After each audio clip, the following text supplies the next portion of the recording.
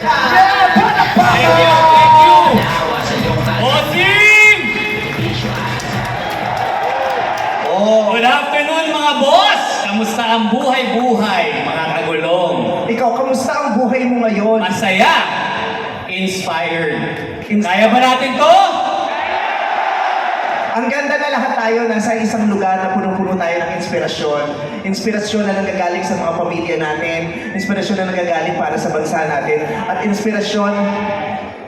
inspirasyon na nanggagaling sa mga taong malaki ang gustong pagbabagong ibahagi sa atin. At ikaw yon. Maraming salamat. Actually, ang pagbabago, hindi lang ako, kundi tayong lahat. Tayo ang magbabago ng ating landas para sa ating kinabukasan. Ang daming nagbagong landas, magmula nung nakilala ka. Oo, lalo na yung mga bakla. Ang gwapo ni George, di ba? Kaya ang daming mga baklang nagbo-volunteer eh. Paulit nga, paulit. Ang gwapo po ni Sir George Urieka. Yan ang pinakamagandang endorsement. Gwapo ba si Sir George?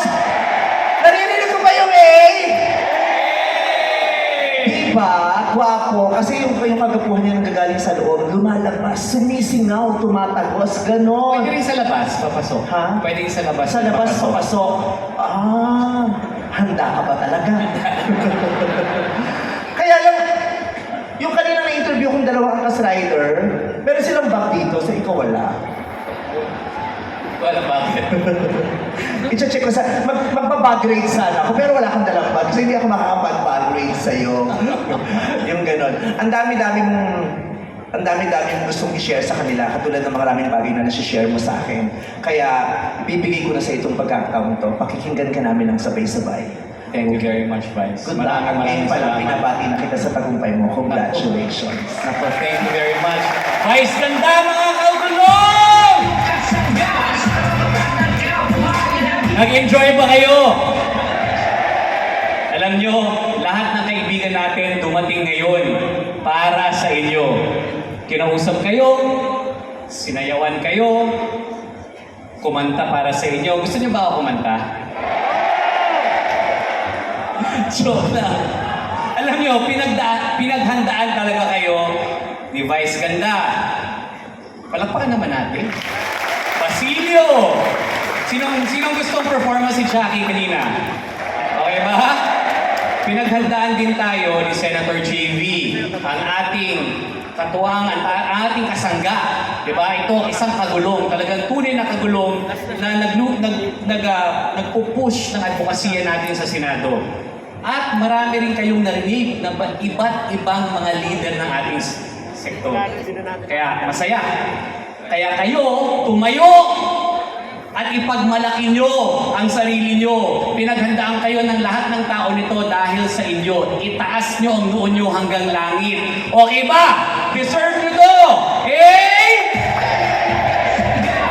Okay. So ang saya natin ngayon, no? Meron tayong free concert, meron tayong pagkain, meron tayong loot bag. Okay. Pero, meron ba tayong kinabukasan? Meron ba? So, real talk. Real talk muna tayo. Teka lang, real talk muna tayo ngayon.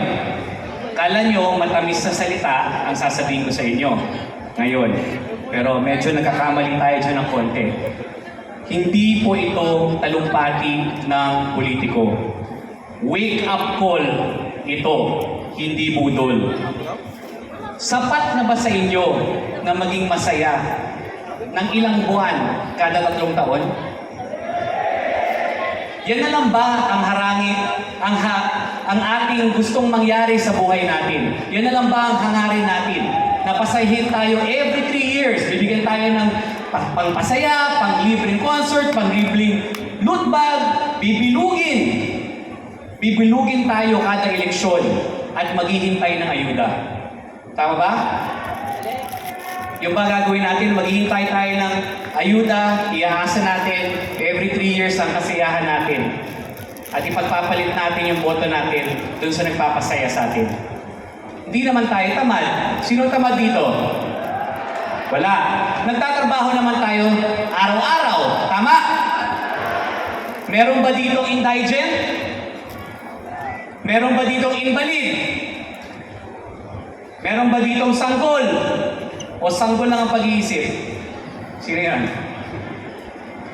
Bakit parang nagkakandara pa tayo para sa ayuda? Bakit? Isipin nga natin yon. Nag-aantay tayo sa grasya.